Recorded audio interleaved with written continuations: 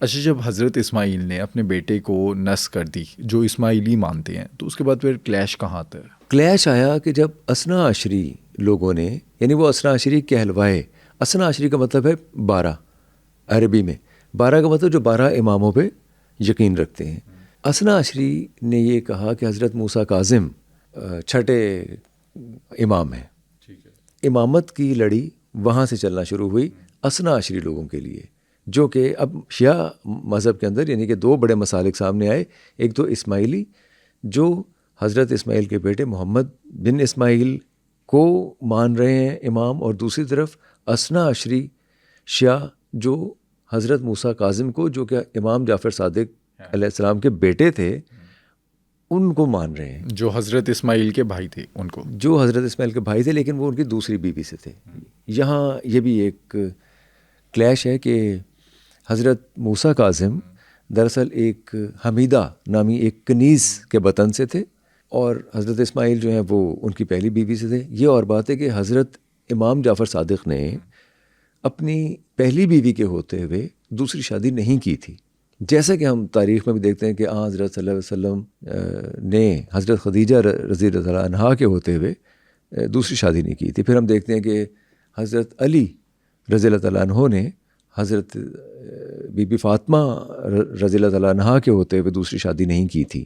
امام جعفر صادق نے بھی دوسری شادی نہیں کی تھی، وہ بعد میں کی جب ان کی پہلی بیوی کی وفات ہو گئی تھی. اس لیے عمر کا فرق بھی بہت زیادہ تھا حضرت اسماعیل کا اور حضرت موسیٰ کاظم کا. پھر ایک اور مسئلہ یہ تھا کہ امامت کا تصور بھائی سے بھائی کی طرف نہیں جا رہا تھا، امامت کا تصور باپ سے بیٹے کی طرف جا رہا تھا. تو اس لحاظ سے تو حضرت اسماعیل کے بیٹے محمد مکتوم جو تھے وہی امام قرار پائے، اور وہ 7ویں امام تھے. اچھا، اس ٹائم پہ حضرت امام جعفر جو ہیں وہ حیات تھے جب حضرت اسماعیل انتقال کر گئے، تو انہوں نے حضرت موسیٰ قاسم جو ہیں ان کو امامت جو ہے وہ ٹرانسفر نہیں کی. یہ کہا جاتا ہے کہ جب ایک دفعہ انہوں نے نصب کر دی اس کے بعد اسے واپس نہیں کیا جا سکتا. لیکن پھر امام جعفر صادق انتقال کر گئے تھے. اس کے بعد امام محمد اسماعیل کے فرزند تھے امام محمد مکتوم. وہاں تک ہمیں پھر نظر آتی ہے یہ امامت کی لڑی جاتے ہوئے، لیکن اس کے بعد پھر ہمیں مستور امام نظر آتے ہیں. اچھا، ایک بات یاد رکھنے کی ہے اس میں، کیونکہ بنو عباس کا دور ہے بغداد میں، بنو عباس کے ساتھ مسلسل یہ ٹکرا رہے ہیں، اسماعیلی بھی یہ لوگ مسلسل ٹکرا رہے ہیں، اور انہیں پرسیکیوٹ بہت زیادہ کیا گیا، انہیں ہر جگہ پرسیکیوٹ بھی کیا گیا، وہاں بھی پرسیکیوٹ کیا. تو اس پرسیکیوشن کے نتیجے میں جو امام تھے وہ اپنے آپ کو چھپا لیا کرتے تھے، پیغام دیتے تھے، دعوت دیتے تھے، تبلیغ کرتے تھے، راستہ دکھا، سب کچھ کرتے تھے، اپنے زمانے کے ہادی تھے، لیکن وہ اپنے آپ کو چھپا لیا کرتے تھے. ہمیں بنو عباس کے دور میں پھر ایسے نظر آتا ہے کہ امام محمد مکتوم کے بعد بہت لمبے عرصے تک ہمیں جو امام ہیں وہ نظر نہیں آتے. یہ بھی ہوا کہ اگر کسی پہ شک کیا جاتا تھا کہ وہ امام ہیں اور وہ پیغام دیتے ہیں تو عباسی خلفاء وہاں چھاپے بھی مروایا کرتے تھے.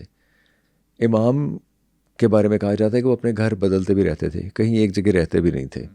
اچھا، جو اس کی دوسری طرف جو حضرت موسیٰ کاظم کے ماننے والے لوگ ہیں ان کو پرسیکیوشن کا سامنا نہیں کرنا پڑا اس ٹائم پہ؟ نہیں، دیکھیے، شیعہ مسلک کو مجموعی طور پہ تو پرسیکیوشن کا سامنا بہت لمبے عرصے تک کرنا پڑا، جس میں اثنا عشری بھی تھے اور جس میں اسماعیلی بھی تھے، لیکن اسماعیلی تعداد میں بہت ہی کم تھے.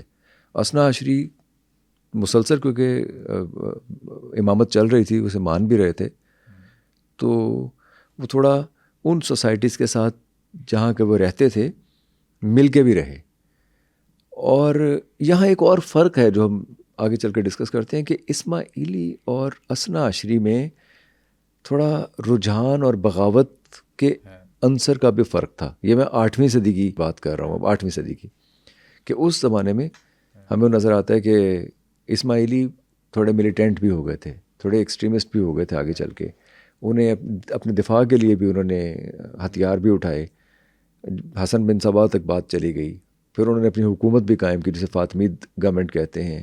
اچھا، یہ جو مسلک ہے یہ حضرت اسماعیل کی وجہ سے ان کو اسماعیلی کہتے ہیں؟ ہاں جی، حضرت اسماعیل کی وجہ سے اسماعیلیہ کہتے ہیں. لیکن آپ کو حیرت ہوگی یہ سن کے کہ اسماعیلیوں کے بہت سے نام ہیں تاریخ میں جو وقتاً فوقتاً سامنے آتے رہے اور ان ناموں کی کچھ وجوہات ہیں. یہاں ایک بات میں کلیئر کرتا چلوں, کچھ ایسے نام ہیں جو انہیں ملائن کرنے کے لیے بھی ان کے مخالفین کہا کرتے تھے. مثلاً ان کے نام ہیں باطنیہ, کرامتیہ, تعلیمیہ, فاطمیہ, سمیہ, حشیشیہ, نظاریہ, مستعملیہ. یہ ان کے نام ہیں سارے. کچھ نام تو ان کے کیریکٹرسٹکس کی وجہ سے ہیں. مثلاً جب انہیں باطنیہ یا باطنی یا باطن کو ماننے والا کہتے ہیں تو اس کے پیچھے پورے فلسفہ ہے. وہ کیا؟ وہ فلسفہ یہ ہے کہ اللہ تعالیٰ کا جو پیغام ہے جو آن صلی اللہ علیہ وسلم کے ذریعے یا انبیاء کے ذریعے جو ہم تک پہنچتا ہے, اس کے دو پہلو ہیں. ایک تو وہ اوپری سطح پہ جو پیغام ہم جیسے اس کی فیس ویلیو پہ لیتے ہیں وہ ہے, لیکن اس کے باطن میں, اس کے اندر بھی اصل پیغام چھپا ہوا ہوتا ہے. اور وہی اصل پیغام انسان کے کردار, زندگی کے معاملات, اس کی روحانی کاوش, اس کے کاسمک سکیل پہ انسان کا خود کو اللہ کے ساتھ ایبسلیوٹ ریئلٹی کے ساتھ الائن کرنے کا مقصد چھپا ہوا ہوتا ہے. اس کو پانا بہت ضروری ہے. اگر آپ ظاہریت پہ رہ جائیں گے تو آپ اس باطن کے پیغام کو نہ انڈرسٹینڈ کر سکتے ہیں, نہ وہ آپ کی زندگیوں کے اندر تبدیلی لا سکتے ہیں. تو یہ ظاہر باطن والا مسئلہ آپ کو اسماعیلیوں کے اندر بہت واضح طور پہ چلتا ہوا نظر آئے گا.